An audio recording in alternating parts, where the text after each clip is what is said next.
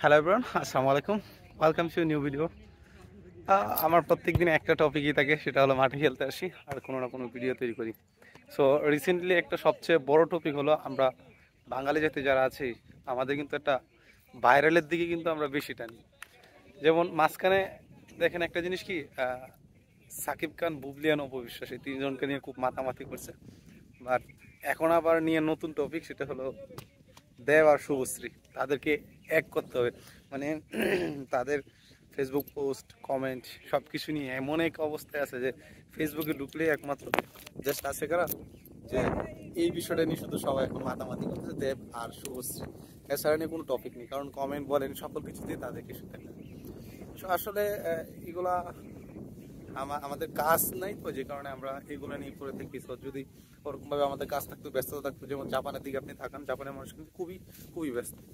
ওদের এইসব নিয়ে টিকটক বা ফেসবুক বা কে কী করলো এইসব বিষয় নিয়ে কোনো তাদের মাথা ব্যথা নেই, তাদের নিজেদের কাজে সবসময় ব্যস্ত থাকে।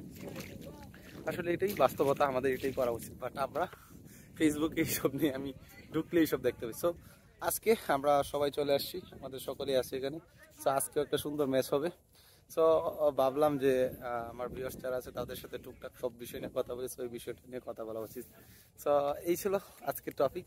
সো কে বা কারা এই পরকীয়া জড়াতে চাচ্ছেন এই দেব আর শুভশ্রীকে, আপনারা উঠে পড়ে লাগছেন। সো আপনারা অবশ্যই কমেন্ট করে জানাবেন।